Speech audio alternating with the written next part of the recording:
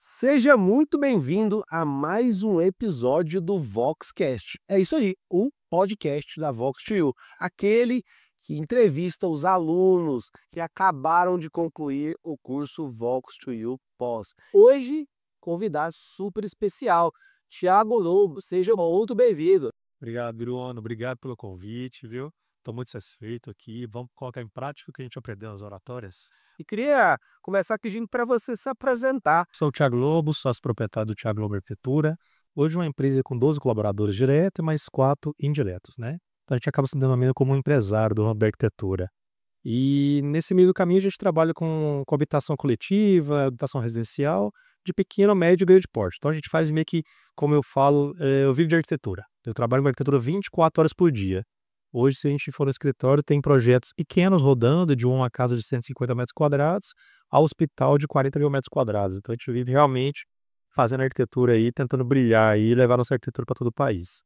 Então, sou um cara muito enérgico, casado, 2 filhas, um cachorro, uma família tradicional, uma classe 3, mulheres dentro de casa, mas muito apaixonado pela profissão. Então, realmente, se me der a liberdade que a gente fica o dia inteiro falando de arquitetura aqui, batendo papo, conversando tecnicamente, mas também ao mesmo tempo falando sobre negócio, né? Que é o que a gente vive. Quando você iniciou a faculdade, quando você estava ali entre o segundo grau e o momento de iniciar a sua carreira, se você já entendia a importância da oratória, da sua comunicação junto à sua profissão, como é que foi isso? Ó, quando nós começamos eu vou falar da faculdade para frente, que hoje a gente tem um pouco mais aproximação do mercado comercial, né? Então, assim que eu conheci a faculdade, eu comecei um estágio, que é um escritório muito grande de arquitetura, a gente fazia grandes projetos, grandes prédios, tanto residenciais como comerciais. E a gente participava muito de reunião. E ao longo do processo a gente entendendo da melhor forma possível como tentar levar essa justificativa, levar essa forma de mostrar essa arquitetura ou tentar vender a ideia da arquitetura em si para o empresário, né. E a oratória nunca fez parte. A gente vai criando, vai gerando uma questão de experiência teoricamente ali do momento que você vive, até que chegou um ponto, mais ou menos eu me formei, nós conseguimos toda a reunião praticamente que a gente faz, a gente tem 2 cenários. Ou tentar vender a nossa ideia e outra tentar defender a nossa ideia, tá. Então acaba sendo esse por que que eu falo isso? Porque a primeira ideia, a primeira função é levar a nossa justificativa, o porquê dessa arquitetura em esse determinado local. E ao mesmo tempo a gente tem uma contrapartida, que o cliente fala: "Não, eu não gostei, eu estou em dúvida, eu acho que não é isso que eu quero". Aí você tem que justificar essa ideia, certo? Não porque ele não tem habilidade ou não sabe sobre o assunto, mas é porque a gente acredita na ideia, de acordo com briefings, todo um trabalho, né. Então, a partir de um movimento, a gente aí que foi crescendo, a gente foi tornando líder, e hoje o líder tem que ter uma postura muito bem fundamentada, né, até pra não ficar falando também muita coisa aleatória e me dispersar o time no geral. E aí foi onde eu procurei a Volta para iniciar a questão de melhorar a performance, de tratativa, de comunicação. E aí nós iniciamos na turma e, cara, eu me surpreendi. Porque você fala: "Ah, eu vou iniciar para tentar melhorar um pouco a minha performance na questão empresarial". Só que eu acho que a minha postura hoje pessoal é muito mais efetiva do que empresarial. Porque nós estamos conversando aqui agora e já existe uma comunicação. Como que eu vou me verbalizar? Como que o Bruno vai receber isso? Qual que é o tipo de sinal que a gente tem? Eu tenho que falar mais pontualmente? Agora é a hora de ser incisivo e mostrar para ele que eu sou um bom profissional? Ou eu agora então, cara, isso é uma loucura, porque você vai aprendendo técnicas no dia a dia e você começa a gerar isso para o seu comercial, para o seu pessoal. Então hoje praticamente a gente vive de oratória 24 horas por dia, né, é engraçado, cara. Então eu tive uma experiência de um exemplo de um dia de uma apresentação que era um arquiteto muito grande de São Paulo, e ele veio fazer uma palestra na faculdade, e eu me encantei muito na questão, parece que ele falando de arquitetura é muito fácil, parece que ele trabalhando essas técnicas aqui que a gente fica massivamente ali tentando mostrar para o cliente que vai dar certo. Cara, às vezes um diálogo muito bem formatado, o cliente fala: "Ah, eu topei, gostei dessa ideia". E foi me gerando essa curiosidade, vamos falar assim, cara, eu preciso melhorar. Porque se você pegar algo como base, desde a faculdade até os dias atuais, eu sou a pessoa que vende, eu sou a pessoa que fortalece ali a ideia, tenta vender a ideia também. Eu tenho que entregar o que me responsabilizei ali com você como garantia, e no final eu também tenho que falar. Às vezes em alguns lançamentos a gente fala também, né, a gente explica, faz treinamento. Então, eu tenho que estar muito pronto, muito bem alinhado na questão da oratória, sabe. A gente pode quanto mais a gente conseguir ter performance, melhorar, desde a faculdade ao mercado de trabalho, com certeza isso é positivo, né, para a profissão. Por que que nas nossas faculdades, nas universidades, Já não se tem hoje um investimento nas competências de relacionamento, network, finanças e oratória. Eu levo muito no sentido de que, primeiro, a pessoa é baseada em custo, né. Ele acha que aquele valor simbólico ali de um custo, ele não tem tanta aplicabilidade, porque é um valor caro que ele pode investir num patrocinado de algum projeto todo, então ele não vê perspectiva de futuro. Isso talvez seja um principal caminho. O segundo é que todo mundo vive muito automático. As pessoas hoje, no dia a dia: "Não, é no automático, vamos, eu estou trabalhando demais, eu estou muito cansado, tudo, eu não tenho tempo para mim mesmo, eu não tenho tempo para questão de reciclagem, porque a vida está girando, eu preciso faturar e eu preciso tal". E na hora que você para pra analisar, cara, todo mundo tem tempo para tudo. Basta você ter um planejamento e prioridades, certo? Tanto é que eu já fiz os 2 cursos, a gente tem essa frenética toda, a questão do escritório, o faturamento todo em geral, fazer para o Brasil inteiro, e eu sempre consegui achar horários, porque geralmente os horários são ou fora do comercialmente, que é a hora que você está descansando, está tendo um respiro melhor, né, do dia a dia, mas porque eu vi como perspectiva de futuro, ver como uma evolução profissional ou pessoal.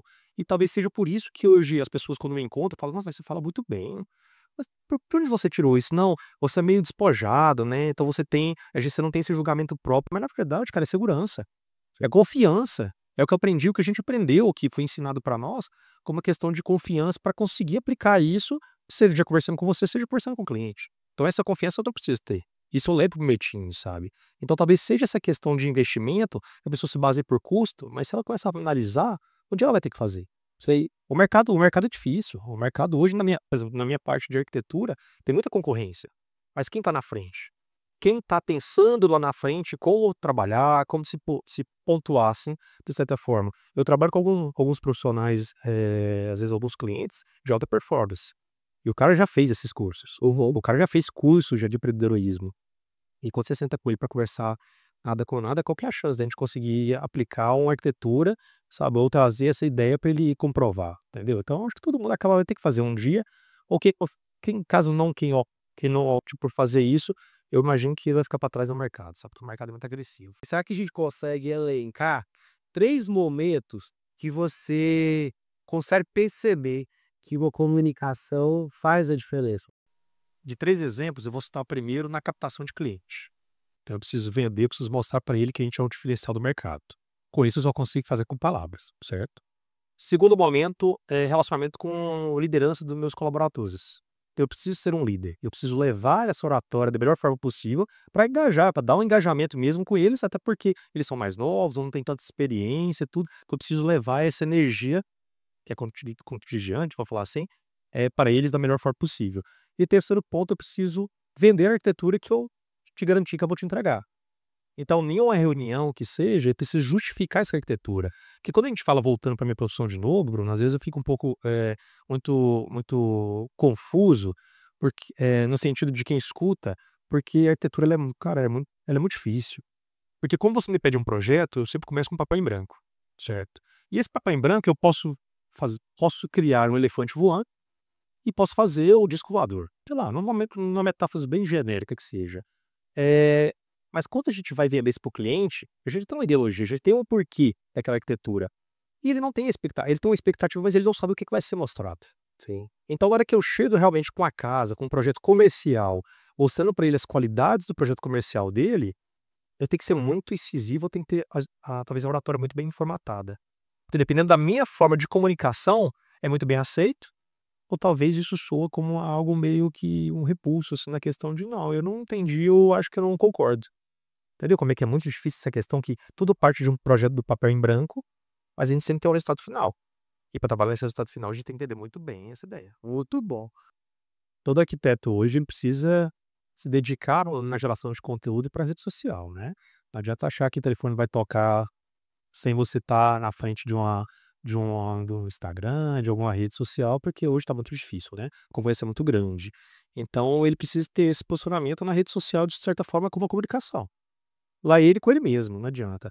Então, onde que eu vejo talvez a maior falha com a questão do arquiteto, até fica essa questão dessa dica aqui que isso pessoal, claro, é a questão do problema em que as pessoas se julgam muito. E o julgamento se baseia em falta de confiança.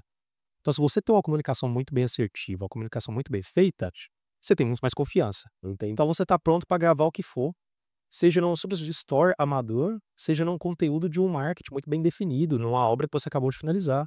O primeiro ponto que me fez procurar um curso de oratória foi talvez, falar mais pausadamente. Eu sou um cara muito acelerado, eu sou muito apaixonado pela arquitetura. Então quando você vem, quando a gente fecha um projeto, cara, você não tem noção a emoção que eu fico, a ansiedade de querer te apresentar, de querer ser e essa fraqueza ou essa falha em falar muito rápido. E eu falei: "Eu preciso melhorar", porque às vezes eu comecei a entender que quando eu começava a falar com o cliente muito rápido, eu não entendi. "Você pode repetir?" Aham. E aí talvez eu não é que eu não perdi a paciência, mas, cara, será que eu não tô falando como certo, tudo? Então veio realmente nessa falha de: "Cara, eu preciso melhorar essa questão". E no curso a gente aprende, falar mais pausadamente, a respirar, a parar um pouco para tomar uma água no meio de uma reunião para desacelerar e você continuar a mesma frequência, né. Então isso foi um ponto que era uma falha e realmente foi muito positivo esse aprendizado. O segundo ponto, o quanto eu impactaria através da comunicação para conseguir ser assertivo. Então na comunicação ou na oratória a gente aprende algumas técnicas, como punch, como algumas questões que a gente fala: "Cara, eu vou lançar aqui agora talvez uma primeira contracapa, depois eu falo sobre mim e automaticamente eu já lanço de impacto aquela volumetria que é o que ele está na expectativa aguardando. Não, não, vamos fazer o seguinte, eu vou primeiro fazer uma construção de um storytelling aqui, de uma forma que é outra técnica que a gente aprende na oratória, para vir vendendo essa ideia, mostrando para ele essa construção do início, meio e fim, para quando chegar no fim, automaticamente ele fala: "Putz, valeu toda a pena, toda essa justificativa, é realmente essa volumetria que eu preciso", no resultado final. Então isso eu aprendi muito e foi muito positivo. Então a gente vive o dia inteiro apresentando o projeto, o dia inteiro vendendo o projeto, o dia inteiro mostrando para o colaborador o como é feito um projeto. Então a gente consegue ir trabalhando essas práticas da melhor forma possível. E toda vez que a gente encontra o pessoal fala: "Cara, você fala muito bem, né. Você já pensou em lançar um curso? Já pensou em vender um curso?" "Cara, calma, vamos devagar aqui, a gente vai se organizando". Entendi. A gente está desenvolvendo um projeto em Anápolis, num hospital, que são 42.000 metros quadrados de área. E por que que isso impacta tanto? Porque geralmente a gente só encontra com os conselheiros. E geralmente os conselheiros de um hospital, no caso desse, são clientes de grande potencial. São outros empresários que têm participações dentro desse hospital em geral. E nós tivemos uma reunião, eu lembro muito bem, era final de ano, nós tivemos uma reunião, eram 7 conselheiros e estava em torno de quase 20 pessoas dentro da sala de reunião. E aí você imagina ver um menino novo desse, né, que tem uma cara nova, um rosto novo, mas enérgico, tá pronto para falar de arquitetura, tudo.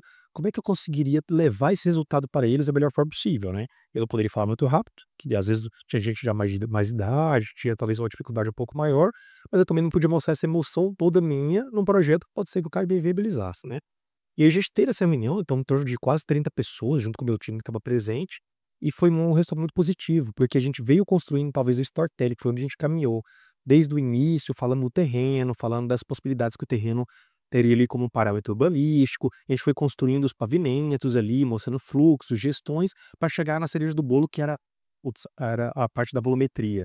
E quando a gente veio construindo isso e chegou na volumetria, que já estava justificado, cara, eu lembro certinho que todo mundo bateu palmas. Então uma questão que pra mim é uma emoção no trecho até arrepia, porque eram pessoas de grande, sabe, de grande know-how, pessoas de 40 anos de experiência na parte da medicina, e os caras falaram: "Cara, realmente você nos surpreendeu, era além do que a gente tinha como expectativa, mas a sua justificativa, eu comprei a ideia, tá aprovado, vamos construir". Uau! Isso a gente tá falando num resultado de 400 milhões, sabe, de budgets de hoje, de um investimento desse de um hospital, né, desse porte. Mas não é nem pelo fato do dinheiro, mas eu acho pela validação dessas pessoas em alta performance que tinha, pra pegar um menino novo, cara, ali na frente com essa grande responsabilidade, gerou uma enorme expectativa e conseguiram atender da melhor forma, sabe. Então essa construção ali técnica que eu acho que valeu muito a pena. Ótimo exemplo. E aí a gente vai caminhando para o fim aqui, eu queria que você trouxesse agora, para quem está nos ouvindo, para quem está assistindo esse podcast, como que, de forma sucinta, impactou a sua vida em geral, a comunicação, e o que que você traz para essas pessoas que talvez ainda tenham algum tipo de trava, alguma vontade de melhorar? Aqui você pode falar para essa câmera como que essas pessoas podem, de alguma maneira, se beneficiar com o desenvolvimento dessa competência. Eu gosto de falar muito na questão seguinte, eu falo pra todo mundo isso, eu aprendi isso com a minha professora limitadora, é que quando você tá em cima de um palco, ou quando você é o líder ali pra estar com a palavra, existe um ponto positivo, é o seguinte: ninguém sabe o que você vai falar. Uhum. Isso a gente aprendeu na Box Tour, foi muito legal na nossa turma. Ninguém sabe o que você vai falar. Então se você errar, ou se você acertar, cara, pro cara, você sempre vai estar acertando. sempre vai ser assertivo, porque não sabe o que você vai falar. Ótimo. Então você precisa aderir essa confiança. Você só adere a confiança sabendo o conteúdo. Então você só sabe conteúdo se você fechar com a Vox. Show. Fica a dica para todo mundo aí. O mundo merece ouvir a sua voz também. Obrigado, até a próxima.